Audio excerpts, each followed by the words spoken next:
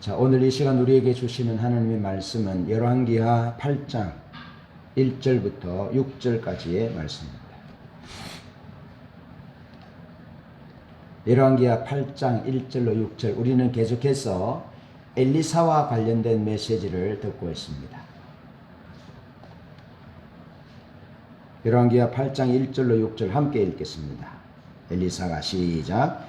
엘리사가 이전에 아들을 다시 살려준 여인에게 이르되 너는 일어나서 내 가족과 함께 거주할 만한 곳으로 가서 거주하라. 여호와께서 기근을 부르셨으니 그대로 이 땅에 7년 동안 임하리라 하니 여인이 일어나서 하나님의 사람의 말대로 행하여 그의 가족과 함께 가서 블레셋 사람들의 땅에 7년을 우거하다가 7년이 다음에 여인이 블레셋 사람들의 땅에서 돌아와 자기 집과 전투를 위하여 호소하려 하여 왕에게 나아갔더라. 그때 왕이 하나님의 사람의 사환 게하시와 서로 말하며 이르되 너는 엘리사가 행한 모든 큰 일을 내게 설명하라 하니 게하시가 곧 엘리사가 죽은 자를 다시 살린 일을 왕에게 이야기할 때에 그 다시 살린 아이의 어머니가 자기 집과 전투를 위하여 왕에게 호소하는지라. 게하시가 이르되 내 주 왕이여 이는 그 여인이요 저는 그의 아들이니 곧 엘리사가 다시 살린 자니이다 하니라. 왕이 그 여인에게 물으매 여인이 설명한지라. 왕이 그를 위하여 한 관리를 임명하여 이르되 이 여인에게 속한 모든 것과 이 땅에서 떠날 때부터 이제까지 그의 밭의 소출을 다 돌려주라 하였더라. 아멘. 오늘은 진리와 친밀함을 따르는 섬김이라는 말씀의 제목입니다. 인숙 집사님, 신우 집사님이 꿈에 오셨어요. 제 꿈에 오셨어요. 깨끗한 곤색양복을, 진한 곤색양복을 입고 새 구두를 신고 그렇게 잘생긴 모습으로, 아픈 병들 아픈 모습이 아니라 건장하고 건강하고 깨끗한 모습으로 새 양복을 입고 오셨어요. 할렐루야. 오셨어요. 아이고 꿈이었어요. 그랬더니 제 아내가 보내지 말지 그렇게 하셨어요. 그런데 저의 사고 체계는 여전히 똑같았어요. 집사님과 맛있는 거 먹자고, 인숙 집사님 불러서 맛있는 거 먹자고 그랬더니 신우 집사님이 하시는 말씀이 우리 집사는 안 올 건데요 그러더라고요. 그래서 제가 제 아내 보고 집사님도 전화 좀 드려보라 했더니 제 아내는 제 보고 전화하라고 그러다가 깼어요.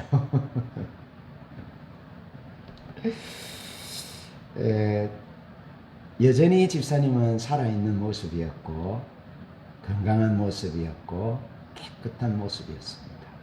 그리고 저도 여전히 그를 사랑하고 있었고 그를 기뻐했고 그와 함께 맛있는 것을 먹으려고 시도하는, 여전히 집사님이 천국 가시기 전 모습대로 또 그 삶대로 그런 서로의 모습을 보았습니다. 오늘은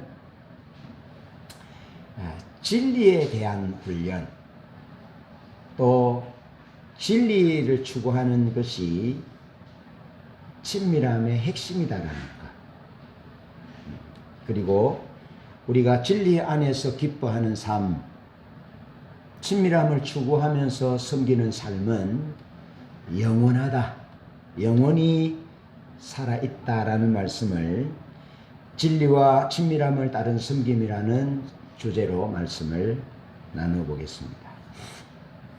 여러분, 먼저 우리가 친밀함을 추구하잖아요. 우리 교회가 주님과의 친밀함을 추구하는데, 주님과의 친밀함을 추구하는 것은 성경에 나오는 핵심적인 진리를 따르는 믿음의 행위입니다. 다시 말하면 예수님이 마태복음, 마가, 누가, 요한복음에서 천국복음을 선포하시고 성령의 능력으로 귀신을, 병든 자를 고쳐주시고 그렇게 하나님의 나라를 선포해요. 그런데 요한복음에서는 예수님이 하나님의 나라를 선포하고 귀신과 능력을 행하며 제자들을 가르치고 천국 복음을 선포하시는 그 핵심이 하나님과의 친밀함 가운데서 행하셨다라고 말씀하고 있습니다. 사실 하나님과의 친밀함은 성경의 핵심 진리입니다. 그래서 우리가 성경의 핵심 진리를 따라서 하나님과의 친밀함을 구합니다. 우리 모두 하나님과의 친밀함을 구할 수 있기를 축복합니다. 현재뿐 아니라 우리의 믿음 생활, 우리가 살아있는 날 동안 천국 가기까지 지속하여 우리가 구하고 놓치지 말아야 할 것은 하나님과의 친밀함입니다. 친밀함이 핵심입니다. 그래서 먼저 우리는 우리의 친밀함은 진리와 함께 기뻐해야 우리가 구하는 친밀함이 올바른 친밀함이 됩니다. 굉장히 중요한 말인데요. 그냥 하나님과의 친밀함을, 주님 친밀함을 열어주세요. 주님 그 친밀하기를 원합니다. 주님 남편과의 친밀하기를 원하고 자녀와의 친밀하기를 원합니다. 그렇게 기도합니다. 그런데 그 핵심이 뭐냐 하면 진리와 함께 기뻐하기 위해서 친밀함을 구하는 겁니다. 진리를 놓치면, 하나님의 말씀을 놓치면, 진리를 놓치면, 성경 말씀을 놓치면 그 구하는 친밀함은 목적을 놓친 친밀함입니다. 그래서 반드시 우리가 친밀함을 구할 때 진리를 따라서 기뻐하는 삶을 살기 위해서, 진리를 따라서 사랑하고, 진리를 따라서 섬기고, 진리를 따라서 용서하고, 진리를 따라서 온유하고, 진리를 따라서 참아주고, 진리에 합당한 삶을 살기 위해서 하나님의 얼굴을 구하는 것이 하나님과의 친밀함을 구하는 정도다 하는 겁니다. 자, 하나님을 구하면서 불의를 기뻐한다면, 하나님을 구하면서 하나님의 말씀대로 살아가려고 몸부림치지 않는다면 그가 구하는 친밀함은 가짜입니다.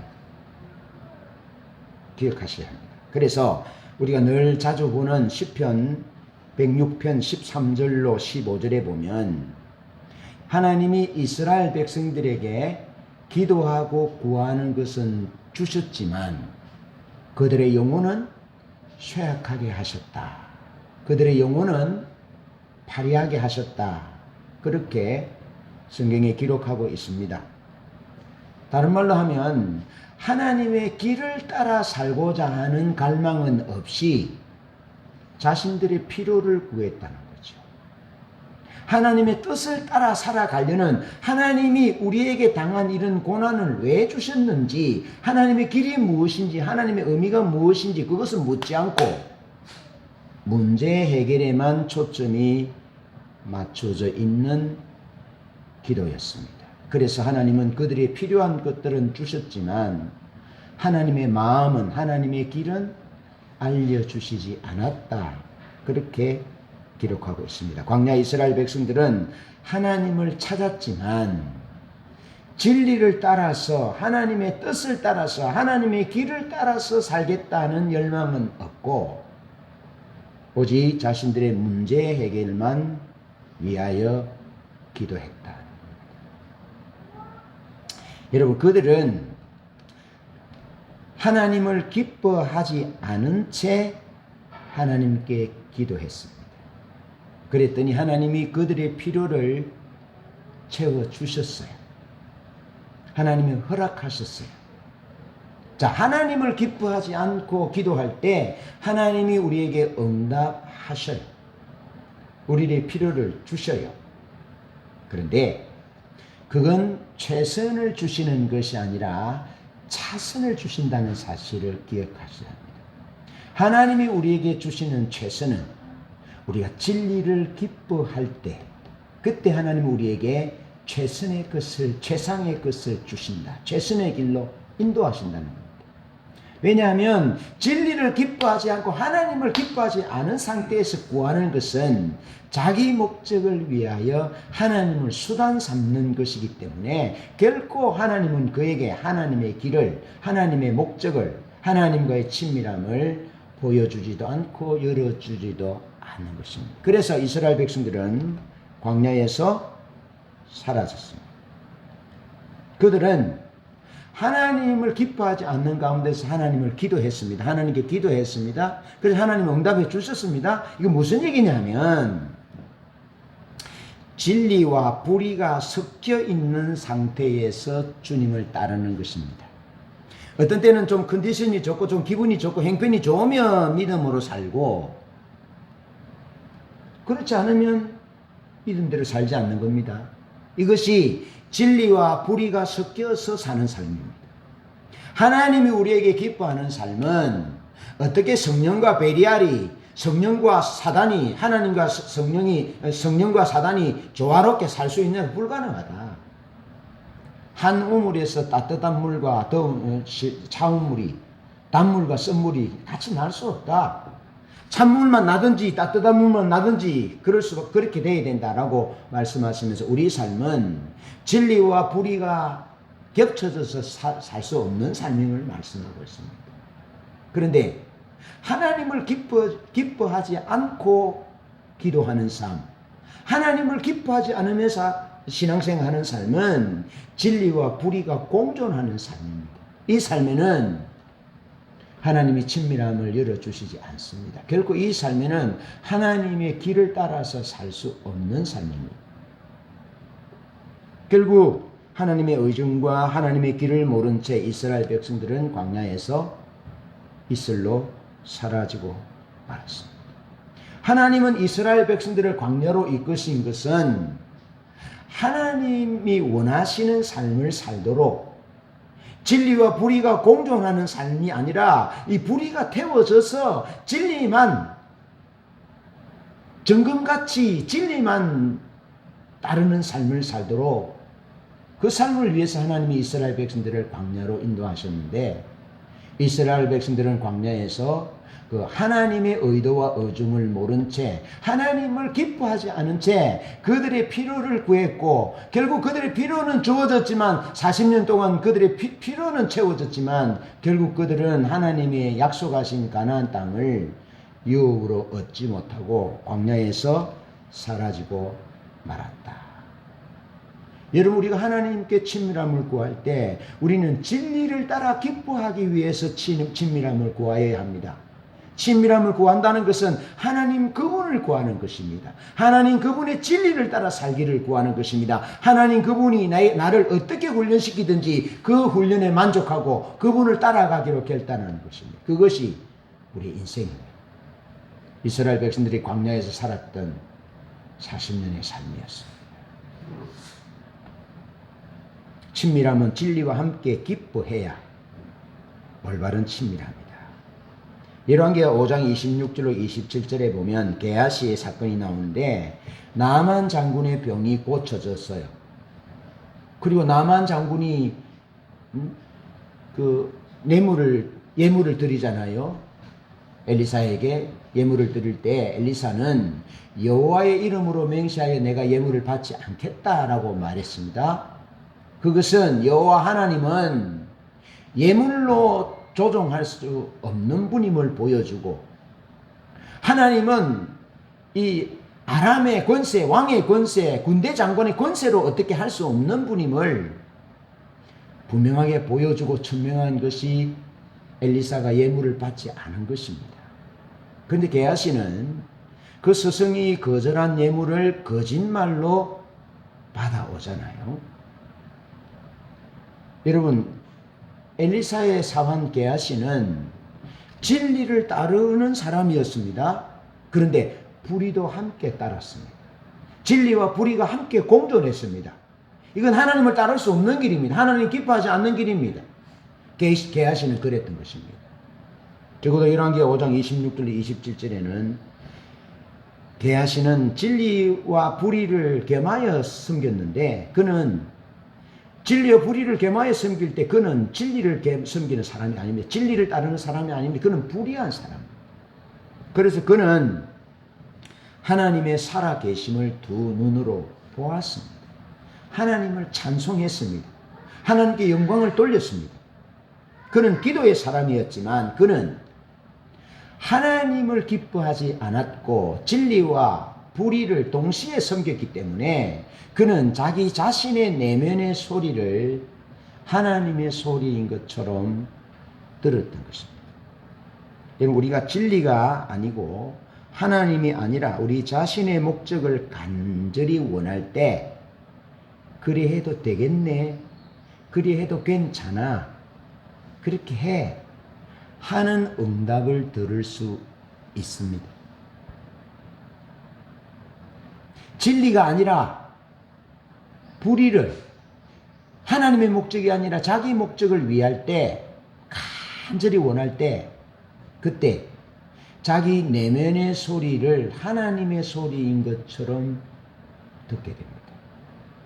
그리고 하나님이 최상의 응답이 아니라 차선의 말씀을 마치 발람이 하나님이 허락하신 것처럼 이스라엘 백성들을 저주하기 위해서 발락의 초청으로 갔던 것처럼 그런 선택을 할 수 있다는 것입니다.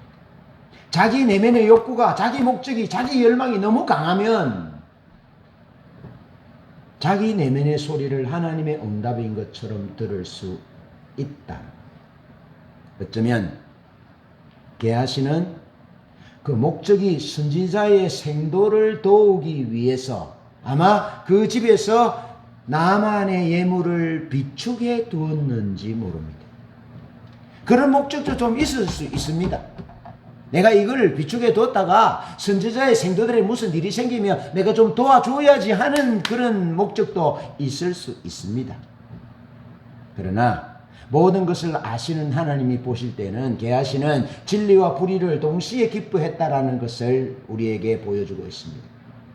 그래서 그는 놀라운 기적을 경험했고 하나님을 찬송했고 하나님께 기도하는 그런 믿음 있는 것 같은 삶을 살았지만 그는 진리와 함께 기뻐하지 못했습니다. 진리만으로 만족하지 못했습니다. 하나님만으로 만족하지 못했습니다. 그래서 그는 간절히 그가 원하는 것의 소리를 들었고 결국에는 스승을 팔려서 옷 2벌과 은 2개를 가져옵니다. 그래서 망하는 길로 가고 마는 것이죠.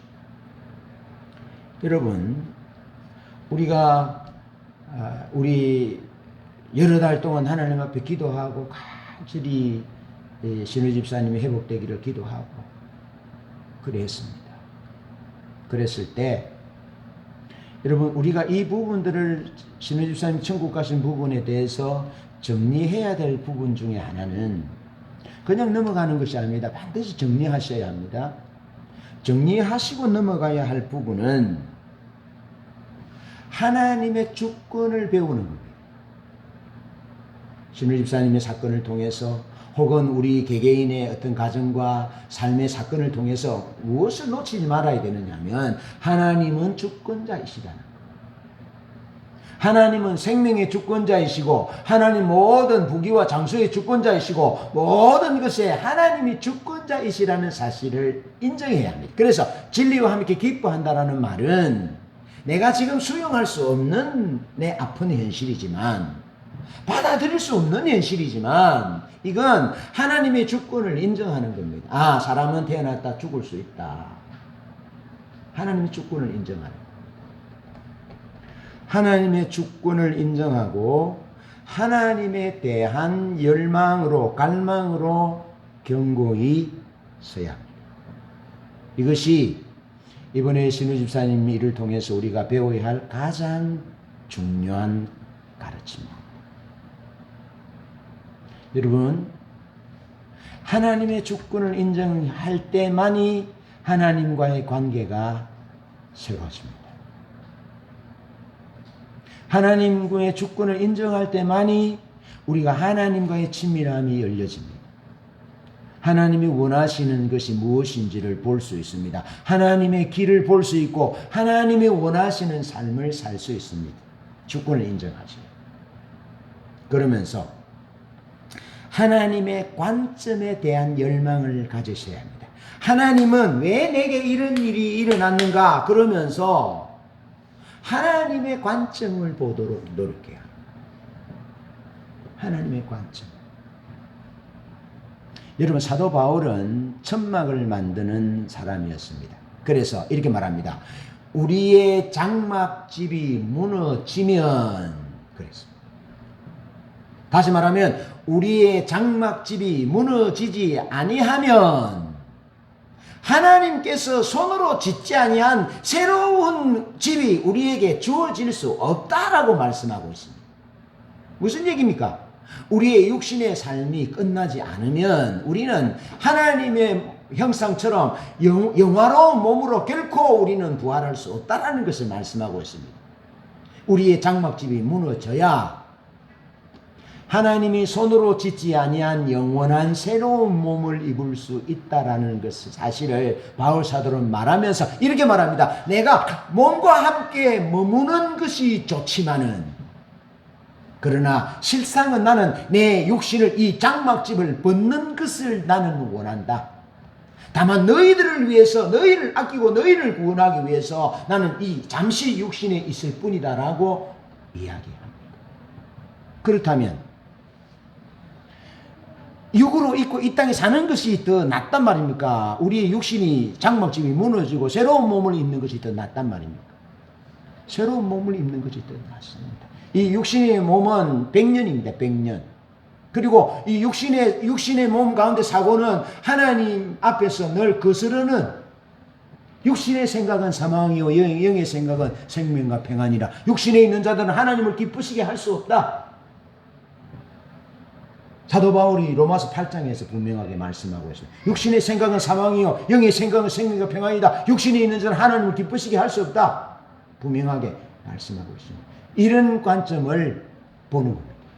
하나님이 주권자이시고 하나님이 우리의 삶을 디자인하신 하나님의 관점을 보는 것입니다. 그 하나님의 관점을 볼 수 있는 열망을 달라고 기도하는 것이 중요합니다. 하나님의 주권 또 하나님에 관한 관점에 관한 열망이 없으면 진리를 따라서 배우기보다 경험을 통해서 배웁니다.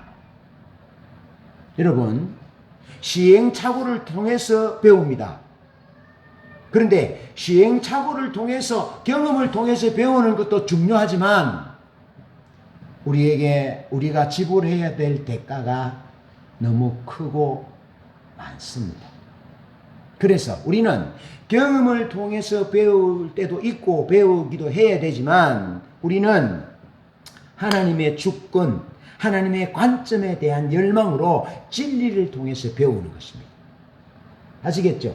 진리를 기뻐하고 하나님 그분을 추구하고 하나님 그분의 뜻대로 말씀대로 살고자 하는 그런 열망이 그런 하나님의 관점을 보려고 노력하고 하나님의 주권자이시라는 것을 성경에서 말하고 있잖아요. 그 하나님의 주권자이신 것을 보기를 노력하고 애쓸 때 우리는 대가를 지불하지 않고도 배울 수 있습니다.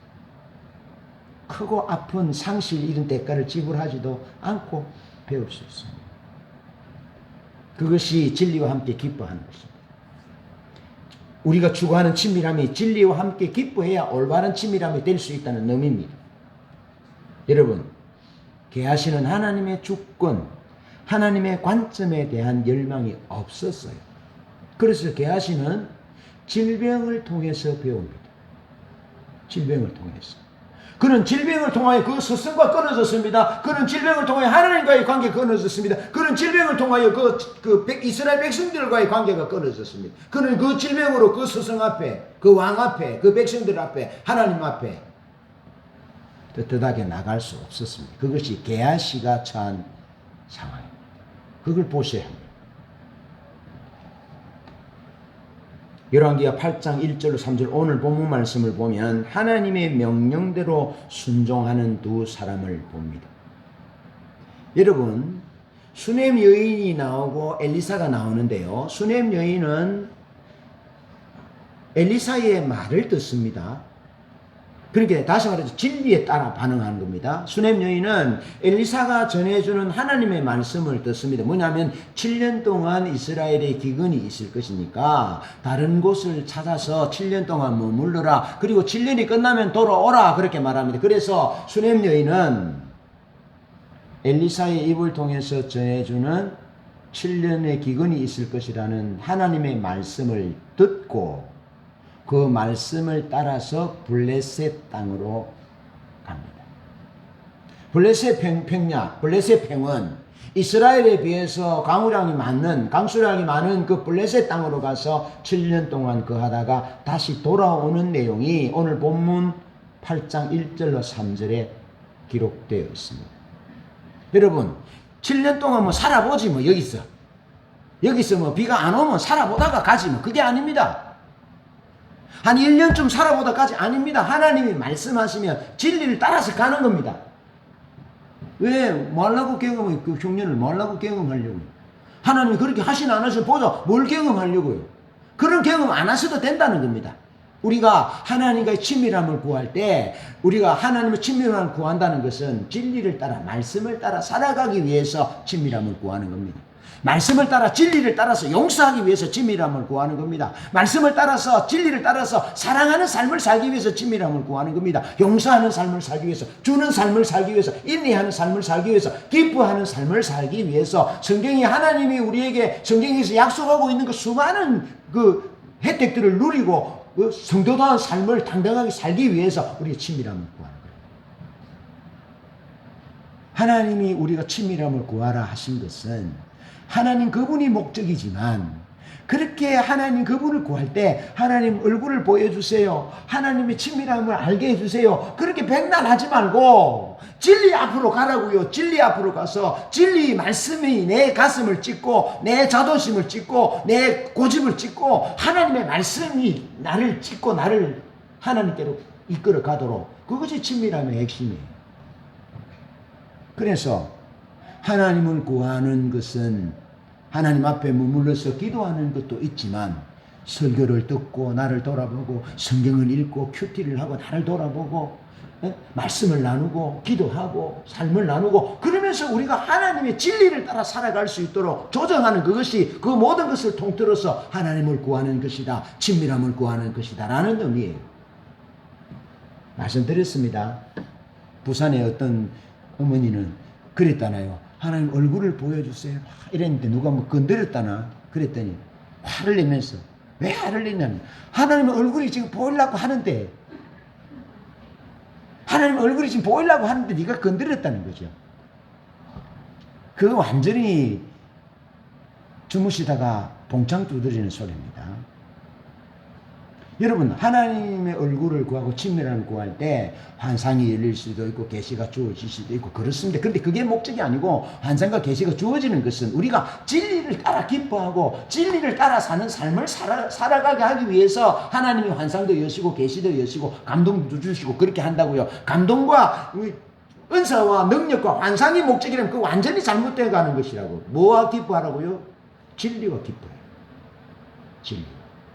진리를 따라 살아가기 위해서 하나님의 얼굴을 구하는 거예요.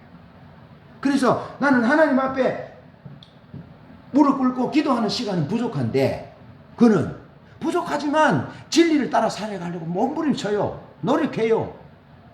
용서하고 섬기고 사랑하고 말씀대로 살려고 그렇게 몸부림쳐요. 그런데 이 사람은 기도는 하는데 하나님 앞에 머무르는 시간을 맞는데 말씀대로 안 살아. 그럼 누가 하나님 얼굴을 제대로 구하는 사람입니까? 이 사람이에요, 이 사람. 물론 하나님의 얼굴을 제대로 구하고 말씀대로 살기 위해서는 하나님 앞에 머물러야죠. 하나님 그분을 구해야죠. 그분의 길을 보게 해달라고 기도해야 되겠죠. 예. 그렇게 하면서 하나님의 말씀을 읽고 성경을 읽고 설교를 듣고 그렇게 하면 이 밸런스를 놓치지 않는 것이죠. 말씀과 성령이 조화를 이루는 것이죠. 그렇게 해서 진실로 진리와 함께 기뻐하는 하나님의 얼굴을 구하는 친밀한 삶을 살게 되는 것이죠. 여러분, 열왕기하에서 8장 1절로 3절에 나오는 두 사람은 하나님의 말씀을 따라서 살았습니다. 경험을 따라 산 것이 아니라, 여러분 경험이라 하면 엘리사가 얼마나 경험했고 또 수넴 여인은 아들이 죽었다고 살아났으니 얼마나 경험했고, 그런데 경험을 따라 살지 않습니다. 경험을 따라 살아가는 것이 아니라 그 행동의 근거는 그 움직임의 행동의 근거는 하나님의 말씀 진리였다는 거예요. 엘리사가 전해주는 진리의 말씀. 7년 동안 기근이 있을 테니까 네가 살 수 있는 곳으로 찾아서 네 가족들과 함께 가라 하는 말씀입니다. 그래서 그 말씀을 따라서 갔습니다. 그리고 말씀을 따라 7년을 살고 다시 7년이 지난 후에 자기 고향으로 돌아와서 자기의 기업을 왕에게 달라고 요구합니다. 그것이 진리를 따라 기뻐하는 삶이고, 그럴 때의 친밀함이 올바른 친밀함을 추구하는 삶이다 하는 것이죠. 우리 인생, 우리의 삶의 결론은 진리에 대한 순종입니다. 하나님의 진리, 하나님의 말씀에 따라서 순종하면서 살았느냐, 그렇지 않으면서 살았느냐, 그것이 답입니다. 여러분, 하나님의 뜻을 따라 살다가 순교하기도 하고, 하나님의 뜻을 따라 사업하다가 망하기도 하고, 아시겠죠? 이 세상 사람들이 세상의 가치 기준으로 볼 때 업적이 없을 수 있습니다. 그런데 진리를 따라 살지 않고 세상의 권모술수를 따라서 사업하고 그래서 돈을 많이 벌 수 있습니다. 그런데 하나님이 평가하시고 판단하시는 삶은 전자라는 겁니다. 인생의 삶의 결론이 진리에 대한 순종이었느냐, 진리를 기뻐하면서 살았느냐, 아니면 불의를 따라 살았느냐에 따라서 하나님이 판단하신다는 거예요. 제 꿈에 찾아오신 이신우 집사님을 내가 한번 다시 말씀드려봅니다. 그는 진리를 따라 살기 위해서 권모술수를 행하면서 사업하지 않았습니다. 그래서 그랬다 하잖아요. 신우 집사님 보고 이 사람은 사업할 사람이 아니다고 했잖아요. 왜? 적당하게 거짓말도 하고 적당하게 뇌물도 주고 둘러치기도 하고 매치기도 하고 적당하게 얼음장도 놨고, 아수르의 방법으로, 바빌론의 방법으로, 적자 생존의 방법으로, 힘의 방법으로, 어린 양의 방법이 아니라, 십자가의 방법이 아니라 그런 세상적인 방법으로 사업을 해야 될 사람인데 집사님 그렇지 않았다는 거죠. 그렇게 볼 때 사랑하는 종의 삶은, 그 인생은 진리를 따라 살았던 순종의 삶이었다 라는 거죠. 그래서 주님과의 친밀한 교제 가운데 진리를 기뻐하면서 살았던 거죠. 여러분 기억하시잖아요? 그가 우리 앞에 인상을 찌푸리든지 큰 소리 친다든지 화를 낸다든지 그런 게 한 번도 못 봤잖아요. 그 말은 그가 진리를 따라 살았다는 거예요. 진리를 따라서. 다시 말해서 그는 하나님과 친밀한 삶을, 교제를 누리다가 천국으로 갔다는 거죠. 여러분, 신명기 8장 2절로 4절에 또 마태복음 4장 4절에는 너희도 알지 못하고 너희 조상도 알지 못하는 만나를 너희에게 주신 것은 너희가 하나님의 명령에 순종하는지 순종하지 않는지 시험하려 함이다라고 말씀하고 있습니다. 광야 40년을 결론 내리기를 딱 결론 내리는데, 광야 40년의 결론이 뭐냐? 너희들이 하나님 말씀에 순종하는지 순종하지 않는지를 테스트했다라는 거예요. 자, 그렇다면 우리 인생의 결론이 무엇입니까? 우리가 100년 살 수도 있고 80년 살 수도 있고 50년 살 수도 있고 또 오늘 설교에 나오는 29살 살다가 죽을 수도 있습니다. 근데 핵심이 무엇입니까? 핵심은 몇 살을 살았느냐, 얼마나 많은 것을 남겼느냐, 무엇을 이루었느냐, 그것이 아니고 그가 어떻게 진리를 따라 살았느냐, 하나님의 말씀에 순종하며 살았느냐, 불의를 기뻐했느냐 진리를 기뻐했느냐, 거기에 따라 하나님이 판단하신다. 하나님의 얼굴을 구함은 불의를 기뻐하는 것이 아니고 불의를 미워하고 죄를 미워하고 진리를 기뻐하겠습니다, 진리를 따라 살아가겠습니다, 말씀을 따라 살아가겠습니다 라는 것의 천명이에요. 선포예요. 그것이 하나님의 얼굴을 구하는 자의 선포예요. 핵심이에요. 그렇게 우리가 진리와 함께 기뻐하는, 불의를 미워하고 진리와 함께 기뻐하는 친밀함을 구하는 우리가 되기를 축복합니다. 그러면서 두 번째로 오늘 본문에 나오는 게하시는요, 회복된 게하시예요. 그 스승이 거부했던 나만 장군의 예물을 거짓말로 해서 가져오잖아요. 그 결과로 이제 병이 걸립니다. 근데 이제 오늘 본문에 나오는 게하시는 병이 안 걸린 게하시예요. 아시겠죠? 그 4장에서 5장, 6장 넘어오는 사이에 게하시가 병이 고쳐졌다는 거죠. 아시겠죠? 고쳐진 거예요. 고쳐진 거. 그런데 여러분, 초점이 병이 고쳐지고 안 고쳐지고의 초점이 아닙니다. 사람이 죽느냐 사느냐의 물에 살아나느냐 살지 못하느냐, 그것도 초점이 아닙니다. 초점이 어디 있어야 되느냐 하면 진리가 회복되었느냐, 친밀함이 회복되었느냐 회복되지 아니했느냐가 문제예요. 아시겠죠? 그렇다면 신우 집사님은 하나님의 진리를 따라 근무술수를 행하며 사업하고 그게 아니라 진리를 따라 살았다면 이미 진리가 회복된 사람이고 친밀한 가운데 있었던 사람이에요. 아시겠죠? 그래서 오늘 제가 찬양하는데요, 모든 영광 존귀 능력 주 받으시옵소서 찬양하는데 무슨 생각이 들었냐면, 하나님의 보좌 앞에 어린 양의 노래를 부를 때 뭘 드립니까? 멜류관을. 존귀 영광 능력이 세세의 주님께 있다라고 영광을 돌리잖아요. 제 마음의 오늘 감동은, 오늘 우리는 여기 하나님 앞에서 이 땅에서 하나님 앞에 존귀와 능력과 영광을 하나님께 드리지만, 신우 집사님은 하나님의 보좌 앞에서 존귀와 영광과 능력을 하나님께 우리와 똑같이 예배한다라는 감동이 계속 드는 거예요. 오버센스입니까 제가? 그렇지 않습니다.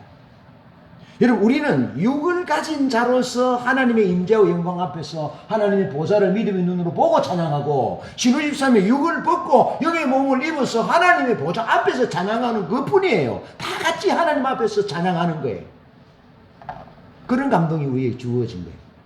그러니까 살았느냐 살지 못했느냐, 병이 걸렸느냐 고쳐졌느냐, 그것이 중요한 것이 아니고 그가 진리가 회복되었느냐, 친밀함이 회복되었느냐, 그렇지 못하느냐의 문제라는 겁니다.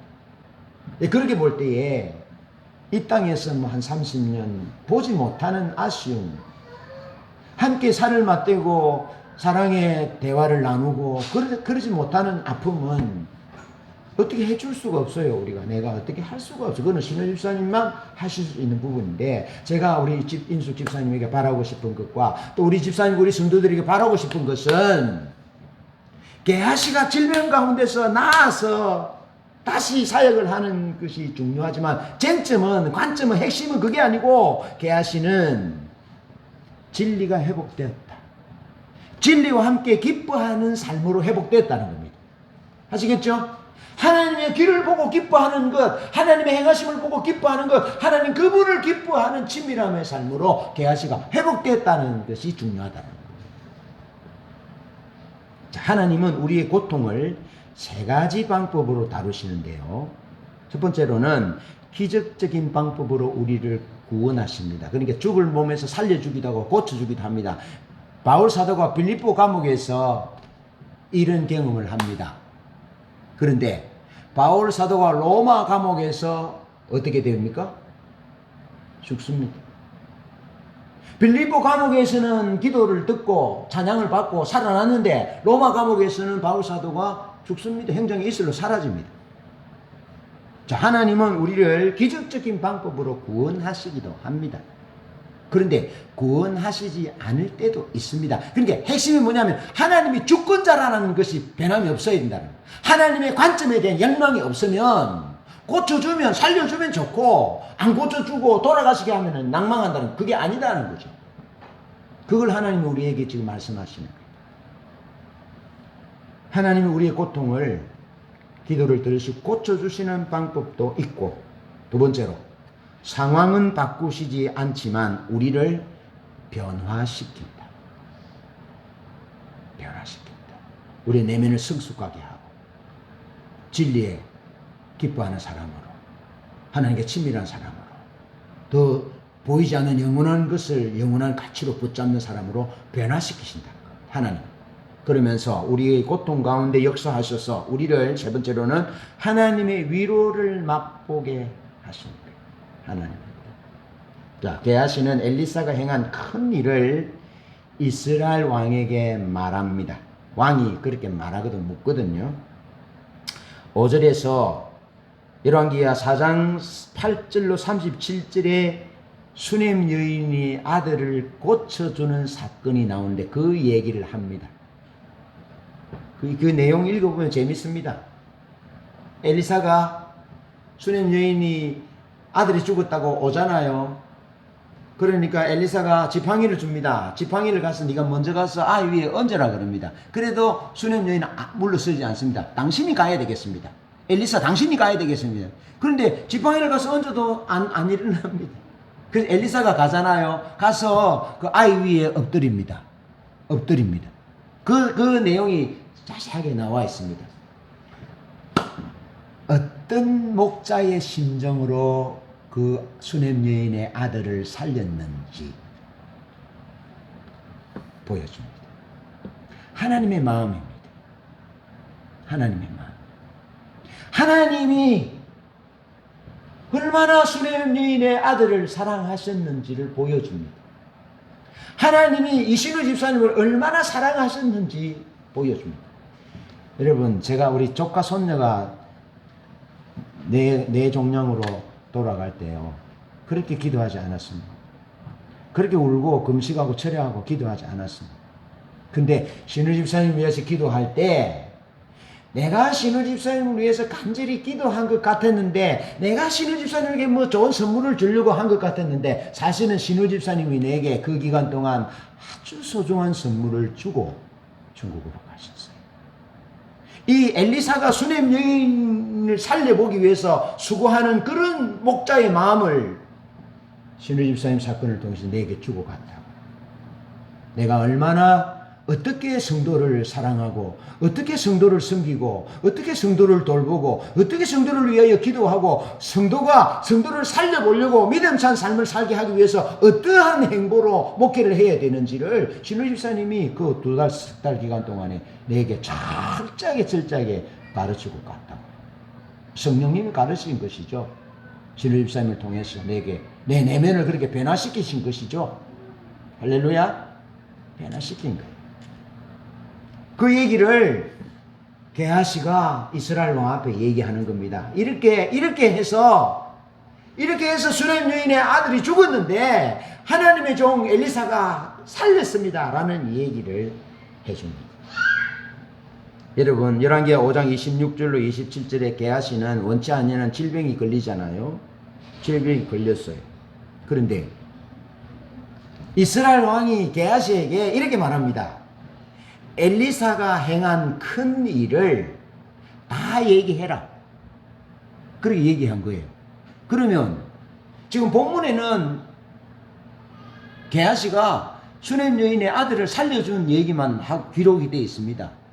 아시겠죠? 그러면 그 얘기를 다 했다는 겁니다. 자기가 하나님을 속이고 자기 스승을 속인 나머지 병이 걸린 것도 얘기했을 겁니다.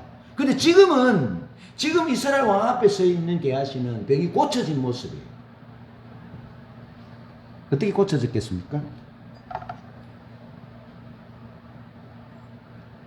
그가 진리를 기뻐하지 않고 불의를 기뻐했던, 하나님의 음성을 듣지 않고 자기 내면의 소리를 들은 나머지 자기에게 몹쓸 병이 걸리잖아요. 그렇죠? 그러니까 그가 병이 고쳐지기 위해서는 불의에 응답했던, 자기 목적을 위해서 살았던 그 행보들을 하나님 앞에 회개했죠. 철저히 회개했죠. 그래서 그가 하나님, 내가 이제 다시는 불의를 기뻐하는 삶을 사는 것이 아니라 진리를 기뻐하겠습니다. 진리를 따라 사겠습니다. 내 목적이 아니라 내 목적을 기뻐하는 것이 하나님의 목적을 기뻐하며 살겠습니다. 그렇게 처절하게 싸웠겠죠. 그 싸운 나머지 고침받았다는 거예요.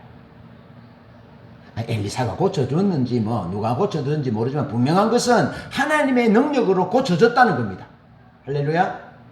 고쳐졌다는 거예요. 저는 본문 전후 사정을 볼 때 하나님의 사람 엘리사가 그 사환 게하시를 고쳐주었다고 봅니다. 왜냐하면 그 엘리사의 영적이고 그 정신적인 유업을 계속 이어가고 있는 사람이 게하시거든요. 그렇게 볼 때 충분히 그는 진리를 따라서 진리를 기뻐하고 하나님의 뜻을 기뻐하고 하나님 그분을 기뻐하고 하나님의 뜻을 따라 살아가겠다고 하나님을 구하고 몸부림치고 몸부림친 결과 고침받았다고 보는 거죠. 하나님이 구약이나 신약이나 질병을 고칠 때 하나님의 긍휼과 자비를 통해 고치시지만 그 믿음을 보시고 내 믿음대로 될지어다, 내 믿음대로 될지어다, 내 믿음이 크도다 라고 말씀하시면서 고쳐주신 사건들이 너무 많다라는 거죠. 그렇게 볼 때 게하시는 하나님의 은혜를 입었고 하나님의 사랑을 알았고, 그래서 그는 하나님의 사랑을 보답하는 삶은 진리에 응답하는 삶이다. 불의가 아니라 진리에 응답하는 삶이고 하나님의 목적에 응답하는 삶이다라고 그는 그 삶을 하나님께 드렸던 것이 분명합니다. 나아만 사건 이후 엘리사의 사환 게하시에게는 많은 변화가 일어났습니다. 그는 병든 몸으로 왕 앞에 서서 하나님의 역사를 말할 수 없습니다. 우시야 왕이 병이 들었을 때 그는 별궁에 갇혔습니다. 함께 살 수 없습니다. 신약 시대에는 자기 질병을 큰 소리로 외쳤습니다. 그래서 사람들이 가까이 올 수 없었습니다.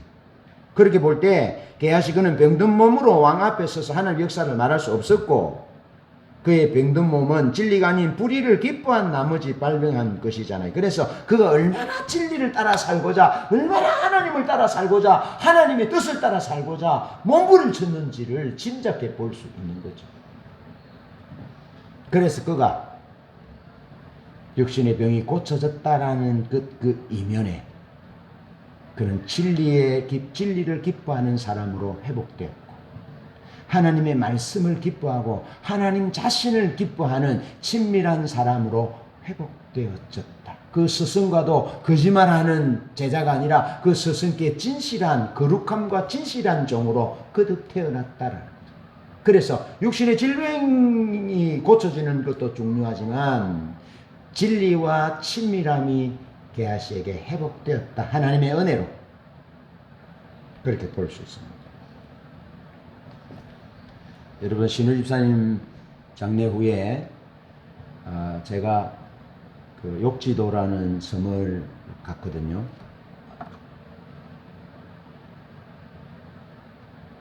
욕지도라는 섬을 가게 된 동기는 1902년 이 경남 지역의 선교를 담당했던 호주 선교부 선교사님이 욕지도를 선교하기로 했대요. 왜냐하면 너희는 예루살렘과 온 유대와 사마리아와 땅끝까지 이르러 내 정이 되리라 말씀하신데, 그 땅끝을 사람들이 많이 사는 도시 뭐 이런 곳이 아니라 그 욕지도 끝섬, 그것도 제일 끝에서부터 복음을 전하는 것이 땅끝이라고 생각했다는 겁니다. 그래서 그곳에 복음을 전하러 갔는데 어떤 사람에게 먼저 복음을 전하느냐 하면, 장가 가려고 나를 잡아 놨는데 이 총각이 다리가 좀 아팠어. 침을 맞았대요. 침을 맞았는데 침을 잘못 맞아가지고 하반신을 쓸 수 없는 불구가 된 거예요. 옛날에 그런 일이 많이 있었다더라고요. 뭐 주사를 잘못 맞았어, 약을 잘못 먹었어. 근데 이분이 그렇게 된 거예요. 네. 그런데 이제 이분 집에 이 선교사님이 가게 된 거예요. 가게 돼서 이제 복음을 전하고 그러면서 이분이 이제 장신데 이분에게 이제 하반신 장가 가려고 나를 잡아놓고 주사를 침을 맞았는데 하반신을 못 쓰니까 장가도 못 갈 거잖아요. 누가 그리 섹시가 오겠어요. 그런 가운데서 이제 복음을 받게 된 거예요.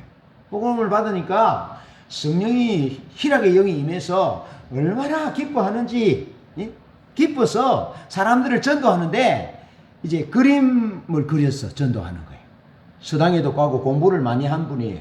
그래서 많은 사람들이 전도되는데, 그래서 그 이름을 장바울이라 이름을 지어주죠. 선교사님. 손환로 선교사님이 장바울이라는 선교사 이름을 지어준 거예요. 그러면서 거기서부터 이제 복음이 전해지고 병든 자들이 오고 아기 못 낳는 부인들이 오고 막 그러면서 복음이 전해졌는데, 그 복음이 전해진 교회가 동항교회라는 교회인데 교회가 무너졌어요. 교회가 무너졌어요. 교회가 없어진 거예요. 그래서 어떻게 이제 어떤 우여곡절 끝에 제 고향에서 선교가 계시던 장로님 부부가 그 교회를 세워야 되겠다라는, 그 교회를 세워야 되겠다라는 마음을 가진 거예요. 그 교회는 아예 완전 뿌리까지 없어진 거예요. 아시겠죠? 그러는 가운데 이제 그 장로님 부부는 아주 사업을 잘 하시고 이 육지에서 사업을 잘 하시고 뭐 대단한 분이었어요. 그런데 그런 과정의 삶의 과정은 뭐 잘 모르지만 이제 고향이 욕지도인데 고향으로 들어가자, 그렇게 해서 고향으로 들어가게 됐는데, 고향으로 들어갈 때 뭐라고 들어갔느냐 하면 죽으러 가자, 고향에서 죽자. 그 말은 우리가 추측할 때 이 무테스의 삶이 화려하고 뭐 부를 쌓고 뭐 그런 삶이 아니었다라고 추측할 수 있잖아요. 그래서 가난하게 된 상태, 뭐 비워진 상태, 그런 상태였다고 볼 수 있겠죠. 우리가 죽으러 가자, 주님과 함께 죽으러 가자, 도마가 말했던 것처럼 우리 고향에 가서 죽어도 고향에 가서 죽자라고 갔는데, 그 최초로 세워진 그 동안교회가 그렇게 무너졌다라는 다 완전 기초까지 무너져 버린 사실. 그리고 이제 그 고신대학 역사 교수인 그 교수님이 호주에서 유학가서 공부하고 도서관에서 공부하는 가운데 그 욕지도에 있는 그 교회에 그 장바울이 쓴 그림 일기를, 전도지를 보고 이제 찾아오게 된 거예요. 그러면서 그 장로님이 그 교회를 세워야 되겠다라고 생각한 거예요. 죽으러 가자고 부부가, 장로님 권사님 부부가 욕지도로 갔는데, 죽으러 가자라고 갔는데 이제 연결이 돼서 동안교회를 이제 세워야 되는 거예요. 근데 기초까지 다 무너진 거예요. 그러는 가운데 그 그물을 놓아서 어느 날 이런 큰 도미가 2마리 잡혔다라는 거죠. 2마리. 그리고 이 도미를 손자에게, 손자가 좀 안 좋은 일이 있어서 좀 위로가 필요해서 손자에게 고기를 잡았다, 할아버지 집에 오면 와라, 줄게, 그랬다는 거예요. 그래 놓고 이제 손자에게 이 고기를 오면은 잔치를 하려고 했는데, 교회에서 기도하는 가운데 교회를 어떻게 세울고 고민하는 가운데, 교회를 그 장로님이 과수원이 있으니까 과수원을 팔고, 그래서 대대적으로 선교관도 세우고 막 빚가번쩍하게 그렇게 시작하려고 했는데, 3년이라는 세월 동안 사람들이 땅은 보고 가는데 사겠다고 말을 했는데 거래가 안 되더라는 거죠. 3년이라는 세월이 지난 거죠. 그 시점에 이제 그 물고기 2마리 잡고 손자에게 오면 주겠다고 물고기 잔치하자고 했는데, 하나님 앞에 기도하는 가운데 오병이어라는 감동이 주시더라는 거예요. 오병이어. 그래서 물고기는 2마리 있으니까 됐고, 떡 5개를 만들어서 그 땅 주인 되는 분에게 찾아갔다라는 거예요. 우리가 말하는 오병이어는 떡 5개, 물고기 2마리는 어린 아이, 소년이 예수님께 바쳐서 그것으로 이제 5,000명을 먹이고 나머지 12강주리를 거뒀다는 이런 오병이어의 기적의 역사잖아요. 그런데 그 장로님은 그렇게 지금 오병이어를 이제 실제로 살아내는 거예요. 그래서 그 교회 땅을 가지고 있는 주인에게 마음을 돌리기 위해서 큰 물고기 2마리 하고 떡 5개 만들어서 갔다라는 거예요. 그런데 그 주인이 누구냐면 보살이라, 보살. 여러분, 보살님과 교회 장로님은 좀 상극이라 하지 않겠습니까? 예? 이거는 이 사단을 섬기는 사람과 성령을 섬기는 사람이 같이 갈 수 없잖아요. 그러니 얼마나 긴장했겠어요. 그러니까 가서 하는 얘기가 그 보살 성씨가 강씨라네요. 그러니까 그 장로님도 강씨라. 그래서 뭐 교회가 어떤 그런 일 하기 전에 네, 강씨입니다부터 얘기했대요. 그러면서 이제 왜 왔느냐라고 말해서 사실은 요 교회를 세우려고 왔다. 여기 동안 이 교회에 120년 전에 있었던 교회인데 이 교회를 세우려고 왔는데 내가 교회 세우기를 원한다라고 얘기하니까 10분 동안 그 보살이 말을 안 하더래요. 10분 동안 말을 하지 않고 있다가 10분이라는 세월이 시간이 얼마나 긴지, 그리고 이제 입을 떼기를 10분쯤 지난 후에 입을 떼기를 그리 하라고, 교회를 지어라. 근데 하는 말이 교회가 세월이 지나서 무너졌는데 그 무너진 교회를 그냥 두면 다시 또 누군가 교회를 세우기 쉽잖아요. 그러니까 보살이 그 무너진 교회를 다 해체시켰다는 거예요. 다 뜯어냈다는 거예요. 나무도 돌도 다 뜯어내고 흔적도 없이 만들었다는 거예요. 그런데 하는 얘기가 뭐냐면 그분에게 아들이 3명이 있고 딸이 2명, 5명의 자녀가 있었는데 어떻게 됐을까? 다 죽었다는 거예요. 3명의 아들과 2명의 딸이 5명의 자녀가 죽었다는 거예요. 그러니까 그 10분이라는 시간 동안 이 보살님이 얼마나 많은 그 세월의 아픈 흔적들이 교차에 갔겠습니까? 그것들이 지나고는 그렇게 이제 교회를 지어도 좋다라고 허락을 받은 거예요. 그렇게 해서 이제 교회가 세워진 교회가 그 욕지도에 있는 동안교회라는 거예요. 근데 동안교회인데 교회를 세울 때 돈이 없어서 태풍에 밀려서 섬에 걸려있는 나무들 있잖아요.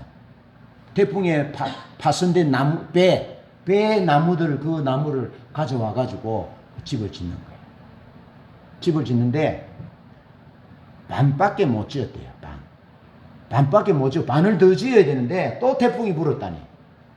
그래서 큰일 났다. 지금 짓다가 나면 태풍이 불면 다 날려가요. 예? 그래서 큰일 났다. 가면 지금 다 날려갔겠다고 가니까 교회는 짓던 그대로 딱 남아있고 주변에 있던 다 날려가고 없더라네요. 그런데 그 교회 밑에 그 해수욕장이 하나 있는데 그 해수욕장에 태풍이 불어가지고 교회를 지을 만한 나무들을 거기 하나님이 몰아주었다는 거예요. 근데 이제 옮기는 것이 문제예요. 옮기는 것이 문제인데 누군가가 아는 분이 전화 와서 형님 어디 계십니까? 아, 나 여기 있다 할게요. 잠깐 계세요. 그래서 왔는데 그분이 뭘 타고 왔냐면 트럭을 타고 왔어. 그 트럭으로 그 나무를 다 싣고 가서 다 지었다는 거예요. 그래 딱 다 지으니까 딱 완벽해졌다라는 거죠. 그리고 안에 예배당에 의자를 넣어야 되는데 의자는 뭐 돈이 없는데 그래서 요 육지에 진영이가 어디 가서 의자를 봤는데 딱 보니까 한 700만 원 정도 가격을 하겠더래. 의자 가격이. 그래서 하는 말이 오늘 교회 장로인데요. 예, 10분의 1만 합시다. 10분의 1만 의자 가격을 10분의 1만 하자라는 거예요. 그랬더니 하자 생각하다가 그리 하라네.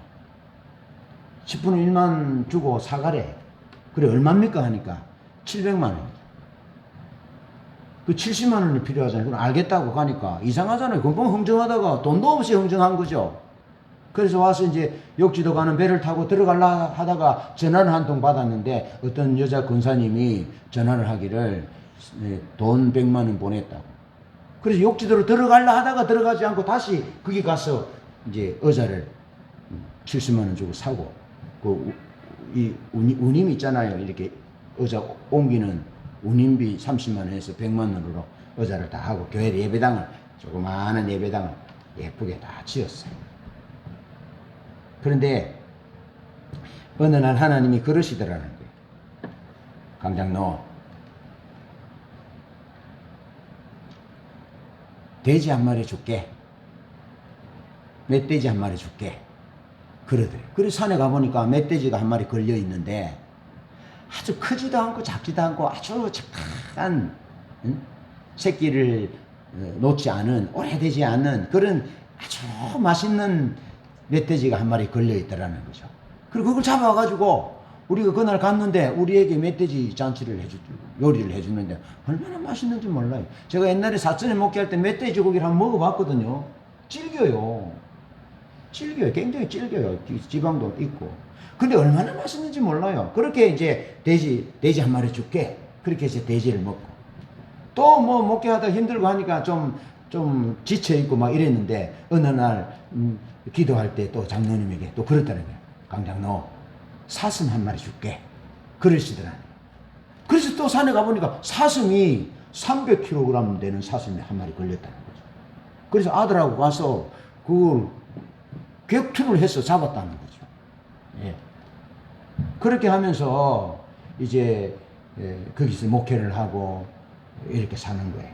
그런데 이제 오뱅이 손자에게 2마리 준다 하고 난 이후에 이제 손자가 올 건데 2마리는 이미 그 무당 에게 바쳤으니까 손자가 오면 뭐 줄 게 없잖아요. 그래서 이제 배 타고 그물 놓은 곳에 조그마한 배, 이렇게 노를 타는 배, 2명 타는 배 이제 그물을 넣고 이제 그물을 고기가 얼마나 걸렸는지 이렇게 가서 보니까 그물을 올리니까 이만한 돔이, 내가 이만하고 하니까 내 안에는 이만하다네. 그래서 어쨌든 이만하든지 돔이, 큰 돔이 한 마리 걸렸다는 거죠. 그리고 또 그물을 걸리니까 또 한 마리가 걸리고 또 한 마리가 걸리지. 그래서 마지막까지 다 올렸는데 장로님이 이렇게 해서 다 올리고 하니까 이 고기를 떼던 권사님이 하는 말이 12마리다 하더라는 거예요. 12마리. 오뱅이 여의 기적에 나머지 강줄이가 몇 강줄이 거둔 줄 알지요?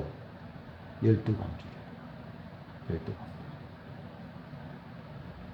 하나님이 그렇게 하나님 진리를 따라 살고 하나님의 백성을 위해서, 하나님의 나라와 하나님의 교회를 위해서 살고자 하는 이 장로님에게 그런 은혜를 주십니다.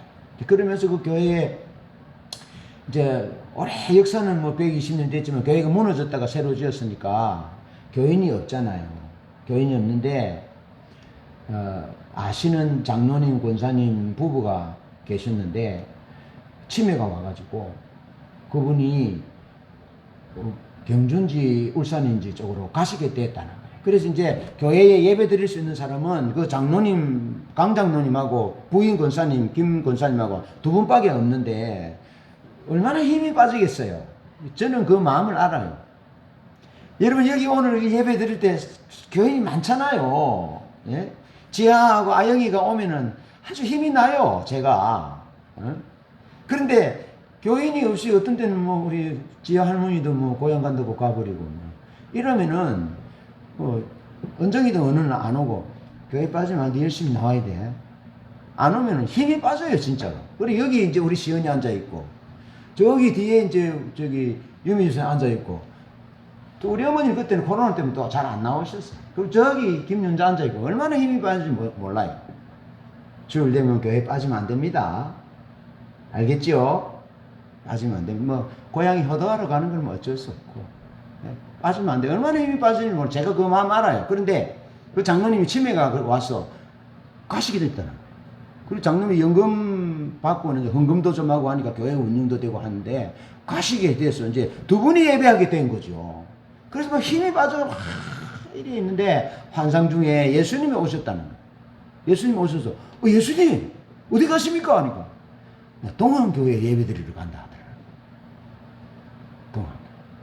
그래서 그 장로님 권사님이 사람이 뭐 10,000명이면 뭐 10만 명이고 10,000명이면 뭐가 중요하노? 예수님이 계시는 게 중요하니. 그러면서 막 그 기도하다 둘이 막 울고 난리를 짓대요. 거기 예수님이 계시는, 예수님이 예배하면 최고지 뭐. 그래 하나님이 그렇게 위로하시더라 라는 말씀을 듣고 왔어요. 그래 왜 제가 이런 얘기를 하느냐 하면 우리 신우 집사님이 살아계실 때 우리 인숙 집사님하고 저분들이 통도 커요. 2,000병을 아니 목사님 교회는 한 2,000병 정도 지어야 안 되겠습니까? 이렇게 얘기하더라고요. 저분이 저기 앉아 계시는 저분이. 예? 여러분 교회에 2,000평 크기가 얼마나 큰 줄 아세요? 지금 우리 여기 30평입니다. 30평. 예? 그렇게 해서 교회도 짓고 객과 과부 사회적 약자들을 돌보고 그렇게 그 장로님 말씀하셨듯이 피카번쩍하게 교회를 좀 멋지게 그렇게 시작하려 했는데 제가 욕지도 가면서 왜 하나님이 나를 욕지도로 인도하는지. 욕지도는 우리 어머니가요 한 70년 전에 욕지도 고구마 파주러 갔대요. 우리 큰 누님이 젖 먹을 때. 그런데 우리 옛날에는 지금 1시간 걸리는 배를 타고 1시간 걸리는 옛날에는 배가 자꾸 하니까 많이 걸렸대요. 그리고 바람이 불고 파도가 치면 못 나왔대. 그래서 우리 누님이 젖을 골아가지고 며칠 만에 우리 어머니가 오신 것 같아요. 욕지도에 고구마 파러 가가지고.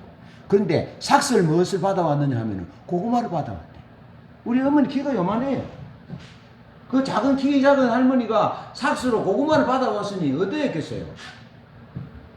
그런 의미도 있지만 왜 하나님이 나를 욕지도로 보내시는지 계속 물었어요. 묻고 하나님의 관점을 놓치지 않으려고 갔는데 그 장로님이 삐까뻔쩍하게 교회를 하려고 했더니 내가 똑같았어요, 마음이. 그런데 하나님이 허락하신 것은 오병이어로부터 시작해라 라고 하신 것을 보고 얼큰이 신우 집사님이 천국으로 가고 없는 마당에 하나님이 우리를 다시 소망을 주시기를 오병이어로부터 시작해라. 선한 목자 교회는 오병이어로부터 시작해라. 오병이어로부터 시작한다는 그 의미는 예수님이 생명의 떡이라는 말이거든요. 예수로부터 시작해라. 진리로부터 시작해라. 그렇게 하나님이 내 마음에 감동하신 거예요. 여러분, 우리 모두가 무엇을 하든지, 목회를 하든지, 가정의 일을 하든지, 직장에 하든지, 직장을 준비하든지, 무엇으로부터 시작해야 되냐면 예수로부터 시작해요. 오병이어로부터 시작해야 된다. 화려한 것이 아니라 하나님이 주시는 것들로부터 그렇게 시작하라 하고 감동하시는. 그러면서 교회가, 우리 교회 식구들이 많지 않잖아요. 그런데 개척할 때부터 지금까지 그랬습니다. 예수님이면 된다. 예수님이 계시는 곳이면 된다. 그랬는데 그 동안교회에서 장로님을 통해서 그렇게 말씀을 드린 거야. 예수님 우리 교회 예배하러 오신다. 동안교회에 내 예배하러 간다 하는 말씀을 듣고 그 장로님 보고 얼마나 기뻐하고 즐거워하고 울면서 기도했는지 모르는. 하나님이 제가 신우 집사님 돌아가신 후에 욕지도에 갔을 때 그걸 회복해 주셨어요. 예수로부터 시작해라. 화려하게 시작하지 않아도 괜찮다. 그런데 그건 실패한 것이 아니고 없어진 것이 아니다. 하나님 예수님 내가 네 교회에 예배하마 그런 감동을 받고 왔으니 얼마나 기쁘고 감사한지 모릅니다. 진리와 친밀함에 대한 회복을 하나님께서 주셨다 하는 겁니다. 그리고 그 장로님 권사님이 얼마나 아름다운지 몰라요. 얼마나 참 좋은지 몰라요. 여러분 우리의 회복은 진리의 회복, 친밀함의 회복이 되어져야 한다. 그리고 마지막으로 진리와 친밀함을 따른 섬김은 영원합니다. 여러분 엘리사에 대한 내용은 엘리사가 어떤 삶을 살았는지 이스라엘 왕도 엘리사가 행한 큰 일을 모두 내게 말해라 라고 하는 것을 볼 때 엘리사는 이스라엘 역사 가운데 아주 위대한 선지자예요. 대단한 선지자예요. 그런데 엘리사가 어떻게 죽었는지 기록이 남아있지 않습니다. 엘리사가 위대한 일을 행한 것은 사실이지만 그가 어떻게 죽었는지 그 마지막은 기록되어 있지 않아요. 여러분 의미가 있습니다. 오늘 본문은 엘리사의 사역이 하나님의 목적과 하나님의 뜻을 따라서 지속되고 있음을 보여줍니다. 엘리사는 죽었습니다. 그런데 엘리사의 사환 게하시가 엘리사의 영적 유업을 이어가고 있음을 보여주고 있습니다. 엘리사가 행했던 일을 이스라엘 왕은 엘리사의 사환인 게하시에게 묻습니다. 그리고 수넴 여인은 그 아들과 함께 블레셋에서 돌아와서 하나님이 자기들에게 정해준 유업을 달라고 말합니다.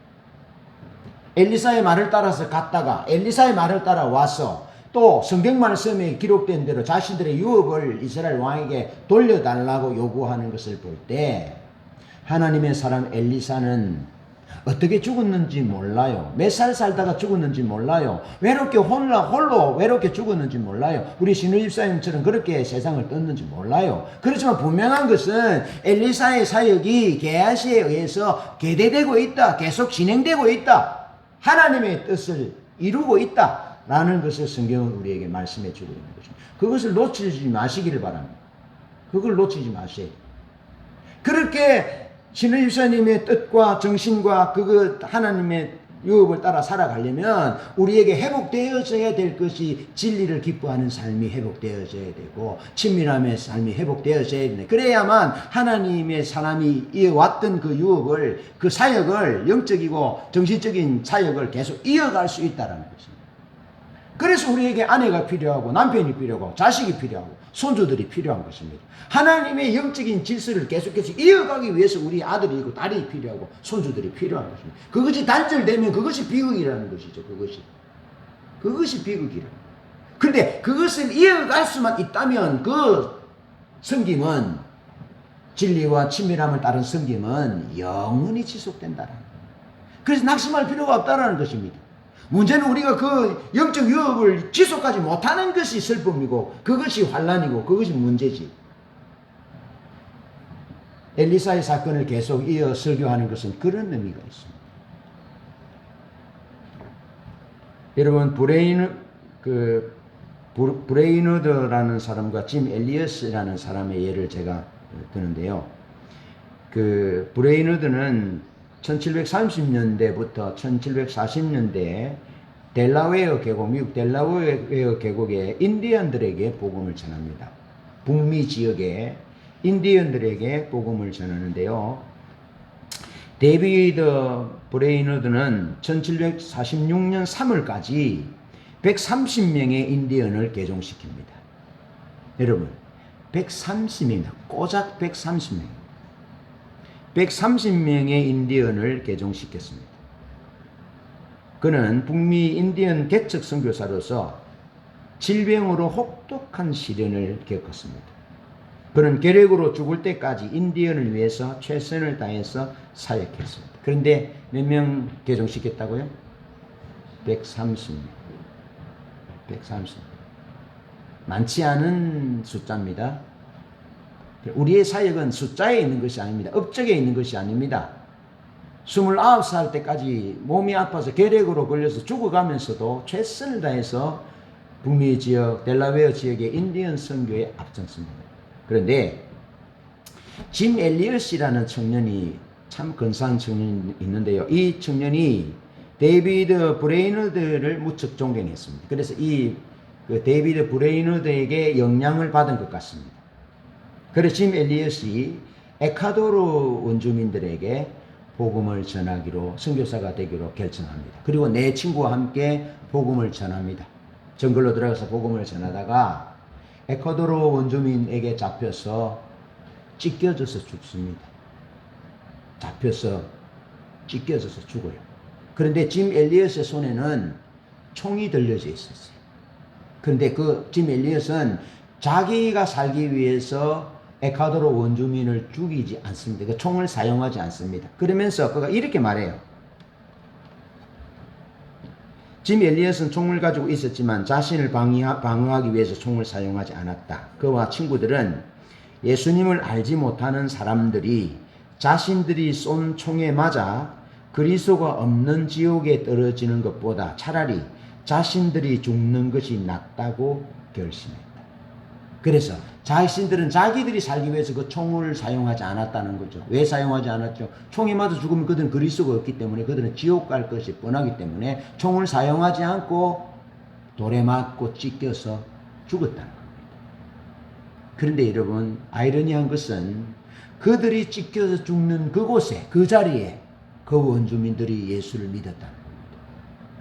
그런데 더 놀라운 것은 그 짐 엘리엇의 아내가 그곳에, 그 남편을 찢어 죽인 그곳에 선교사로 갔다는 거예요.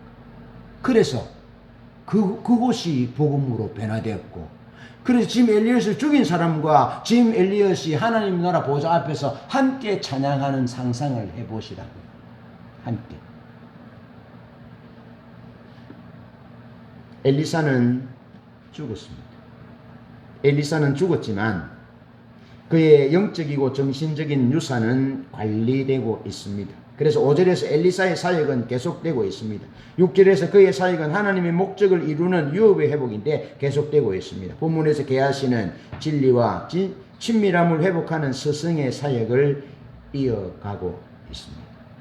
사랑하는 성도 여러분, 우리가 예수 그리스도를 알고 믿게 된 것이 어떻게 예수를 알고 예수를 믿게 되었습니까?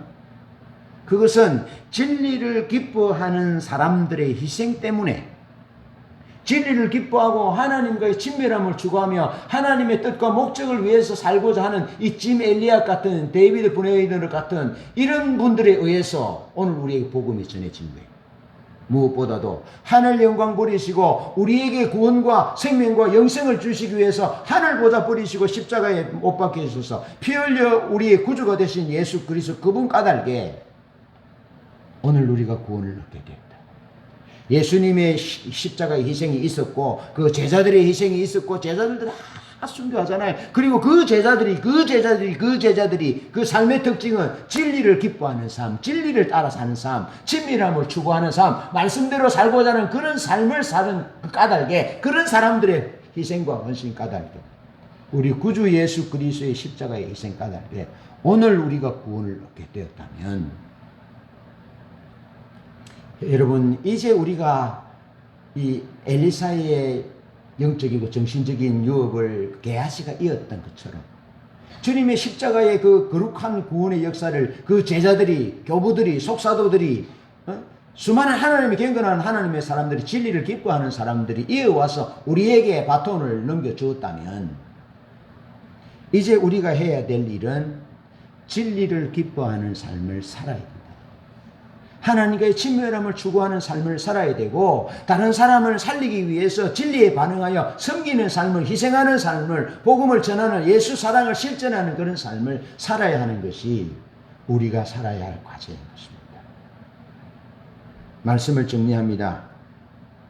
지난 주간 지인으로부터 법륜 스님의 희망편지라는 글을 영상으로 소개받았어요. 잠깐 소개하면 그 영상에는 이렇게 말합니다. 왜 사는가?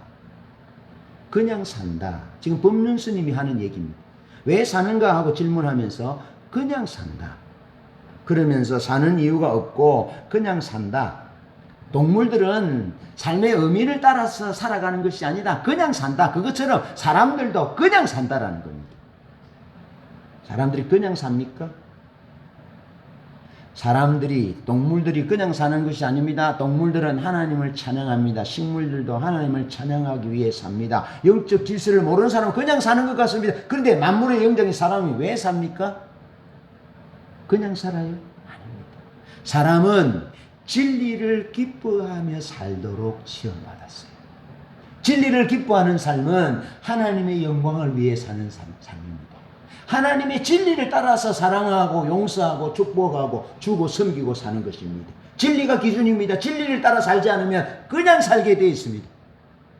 진리를 따라 살지 않으면 그냥 산다니까요. 의미 없이 산다니까요. 동물처럼 짐승처럼 그냥 그렇게 살다가 끝난다고요. 그러나 사람은, 하나님이 지으신 사람은 그런 존재가 아닙니다. 반드시 진리를 따라 살아가도록 하나님이 지어주셨다라는 것입니다.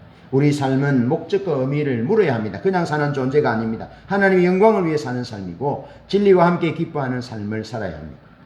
진리와 불의가 공존하는 삶은 하나님의 백성의 삶이 아닙니다. 하나님의 얼굴을 구하는 삶은 하나님 중심적인 삶으로서 진리와 함께 기뻐하는 삶으로 나타납니다. 경험으로 배우는 것이 아니라 하나님의 주권에 대한 열망으로 진리를 따라 배워야 합니다. 진리를 통해서 배워야 합니다. 오늘도 우리들의 문제 해결에 초점을 맞추지 말고 진리와 친밀함을 따라 하나님과 사람을 섬기시며 살아가십시다. 그렇다면, 그렇게 산다면 그 사람이 이 땅에서 육신의 삶을 다한다 할지라도 진리를 따라 사는 섬김의 삶은 영원할 것입니다. 은혜가 있기를 축복합니다.